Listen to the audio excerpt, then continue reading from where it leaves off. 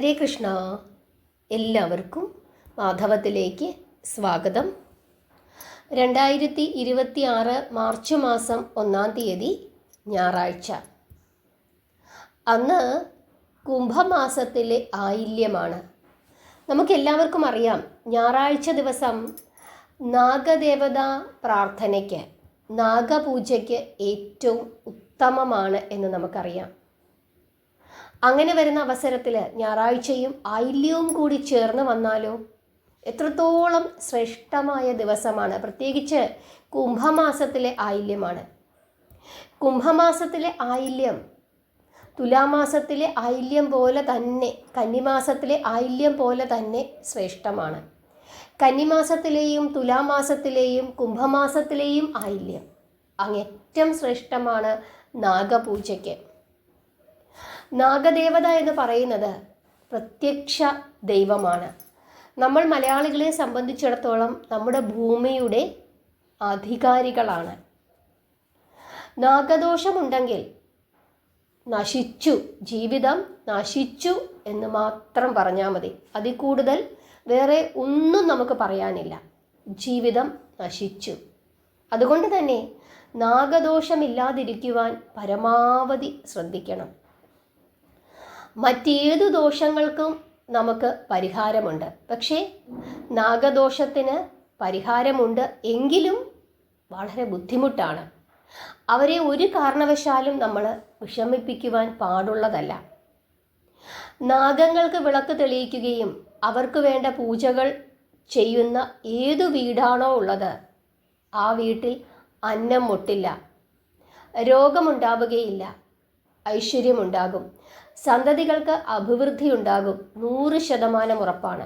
പക്ഷേ നാഗദേവതകൾ കോപിച്ചു കഴിഞ്ഞാൽ സന്തതികൾക്ക് ദുരിതമുണ്ടാകും, രോഗമുണ്ടാകും, ദാരിദ്ര്യമുണ്ടാകും, രോഗങ്ങൾ, പ്രത്യേകിച്ച് ത്വക്ക് രോഗങ്ങൾ, ഇങ്ങനെയുള്ള രോഗങ്ങളുണ്ടാകും, ഭ്രാന്ത് പിടിക്കുന്ന അവസ്ഥ ഉണ്ടാക്കിത്തരും.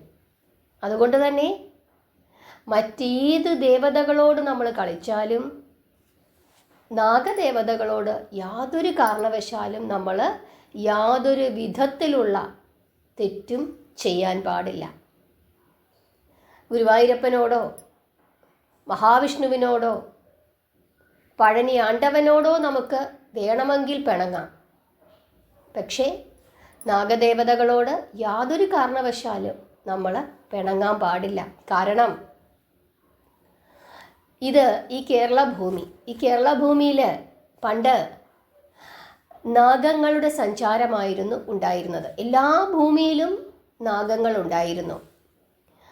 പരശുരാമൻ കേരളക്കര വീണ്ടെടുത്തതിന് ശേഷം കുറച്ച് ബ്രാഹ്മണരെ പരദേശത്തു നിന്നും ഇവിടെ കൊണ്ടുവന്ന് താമസിപ്പിച്ചിരുന്നു. ഇവിടെ താമസിച്ചു കൊള്ളാൻ പറഞ്ഞു. ഈ ഭൂമി അവർക്ക് കൊടുത്തിട്ട് പരശുരാമൻ പോയി. കുറേ കാലം കഴിഞ്ഞപ്പോൾ അദ്ദേഹം തിരിച്ചു വരുന്നു. ഇവിടെ ആരുമില്ല, ഒരു ബ്രാഹ്മണരുമില്ല. അവരെല്ലാം തിരിച്ച് അവരുടെ ദേശത്തേക്ക് പോയിരുന്നു. എന്തുകൊണ്ടാണ് ഇങ്ങനെ സംഭവിച്ചത് എന്ന് അവരോട് ചോദിച്ചപ്പോഴാണ് അവർ പറയുന്നത്, ഇവിടെ നാഗങ്ങളുടെ ഉപദ്രവമുണ്ട്, അതുകൂടാതെ വെള്ളത്തിന് ലവണരസവുമുണ്ട്. അങ്ങനെ കൈലാസത്ത് പോയി പരശുരാമൻ പ്രാർത്ഥിക്കുന്നു. മഹാദേവന്റെ ഉപദേശപ്രകാരം നാഗരാജാവിനെ തപസ് ചെയ്യുകയും അദ്ദേഹം പരശുരാമനോട് പറയുകയാണ്, ഞങ്ങളെ, അതായത് നാഗങ്ങളെ ഒരു പ്രത്യേക സ്ഥലത്ത് കുടിയിരുത്തി പ്രാർത്ഥിക്കണം. ബാക്കിയുള്ള സ്ഥലങ്ങളിൽ നിന്നൊക്കെ തന്നെ അവർ ആ സ്ഥലങ്ങളിൽ വന്ന്, കാവുകളിൽ വന്ന് പാർത്തുകൊള്ളും. അവരെ പൂജിക്കണം, അവർക്ക് വേണ്ട കാര്യങ്ങൾ കൊടുക്കണമെന്ന് പറയുന്നു. അങ്ങനെ ചെയ്യുകയാണെങ്കിൽ എല്ലായിടത്തും ഇങ്ങനെ ഓടി നടക്കുകയില്ല.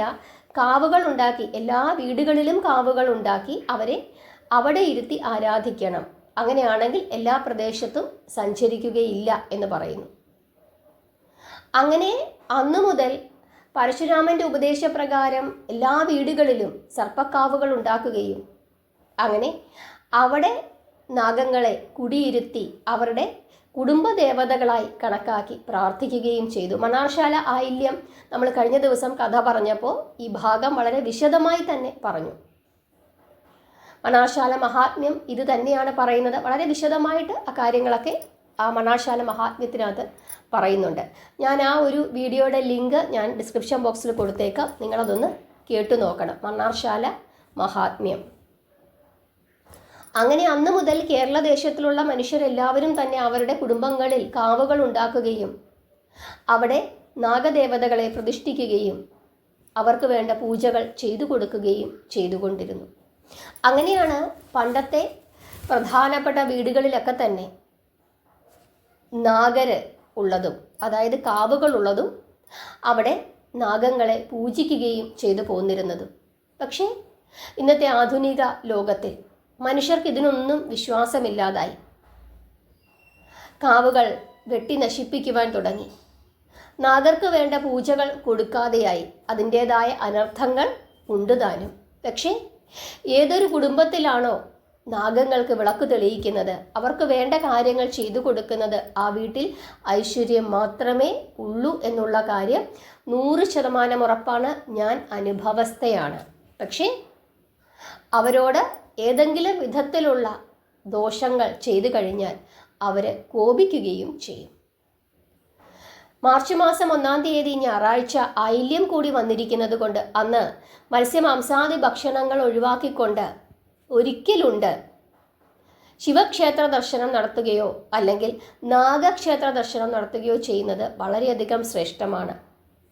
ശിവക്ഷേത്ര ദർശനം നടത്തുമ്പോൾ അവിടെ നാഗരുണ്ടാകും. ആ നാഗർക്ക് 100 പാലും സമർപ്പിക്കുകയോ അല്ലെങ്കിൽ മഞ്ഞപ്പൊടി സമർപ്പിക്കുകയോ ആ ക്ഷേത്രത്തിൽ എന്താണോ പ്രധാനപ്പെട്ട വഴിപാടായി ഉള്ളത് അത് സമർപ്പിക്കുകയോ ചെയ്ത് പ്രാർത്ഥിക്കുന്നത്, അഭിഷേകം ചെയ്യുന്നതൊക്കെ തന്നെ അങ്ങേറ്റം ശ്രേഷ്ഠമാണ്. പ്രത്യേകിച്ച് കരിക്കുകൊണ്ട് അഭിഷേകം ചെയ്യുന്നത് വളരെയധികം ഉത്തമമാണ്. രോഗങ്ങൾ കുറയും. പ്രമേഹം, കണ്ണിനസുഖങ്ങൾ, ത്വക്ക് രോഗങ്ങൾ, മാനസിക വിഭ്രാന്തി ഇങ്ങനെയുള്ള പ്രശ്നങ്ങളൊക്കെ മാറുന്നതിന് കരിക്കുകൊണ്ട് നാഗർക്ക് അഭിഷേകം ചെയ്യുന്നത് വളരെയധികം ശ്രേഷ്ഠമാണ്. ദോഷങ്ങൾ മാറുന്നതിന്, കണ്ണേറ് ദോഷങ്ങൾ മാറുന്നതിന്, പ്രാക്ക് ദോഷങ്ങൾ മാറുന്നതിന്, നമ്മുടെ ശരീരത്തിൽ ഏതെങ്കിലും വിധത്തിലുള്ള വിഷങ്ങൾ ഉണ്ടെങ്കിൽ ഇതൊക്കെ മാറുന്നതിന് നാഗരെ പ്രാർത്ഥിക്കുന്നത് വളരെയധികം ഉത്തമമാണ്. പ്രത്യേകിച്ച് ഞായറാഴ്ചയും കൂടി വന്നിരിക്കുന്നു. കുംഭമാസത്തിലെ ആയില്യം അങ്ങേറ്റം ശ്രേഷ്ഠം.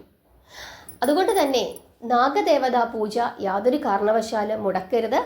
അന്നേ ദിവസം, അതായത് 2026 മാർച്ച് മാസം 1-ാം തീയതി നിർബന്ധമായും എല്ലാ മനുഷ്യരും, അതായത് പീരീഡ്സ്, പുല, ബാലായ്മ അങ്ങനെയൊന്നും ഇല്ലാത്ത എല്ലാ മനുഷ്യരും അന്നത്തെ ദിവസം നാഗങ്ങളെ പ്രാർത്ഥിക്കണം. ഇനി ഏതെങ്കിലും വിധത്തിൽ നമ്മൾ കുടുംബക്ഷേത്രത്തിൽ പോകാതിരിക്കുകയോ അല്ലെങ്കിൽ നാഗർക്ക് വേണ്ട കാര്യങ്ങളൊന്നും ചെയ്യാതിരിക്കുകയോ ചെയ്യുന്നുണ്ടെങ്കിൽ അന്നത്തെ ദിവസം നിങ്ങൾ അതൊക്കെ ചെയ്യുക.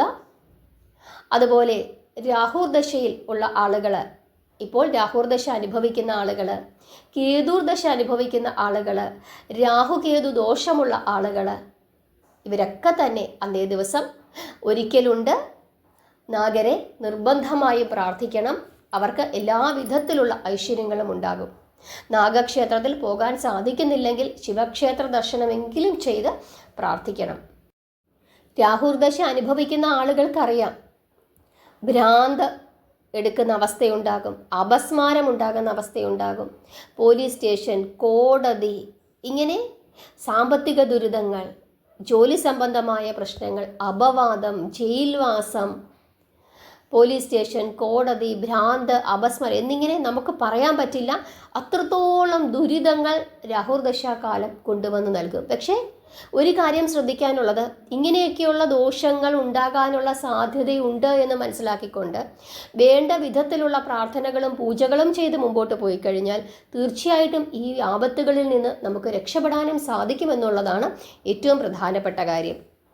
നമ്മൾ റോഡിലൊക്കെ കുഴിയുണ്ട് സൂക്ഷിക്കുക, അല്ലെങ്കിൽ ചില വീടുകളുടെ മുമ്പിലൊക്കെ എഴുതി വെച്ചിട്ടുണ്ട് പട്ടിയുണ്ട് സൂക്ഷിക്കുക. അപ്പോൾ നമ്മൾ എന്ത് ചെയ്യും? സൂക്ഷിക്കും.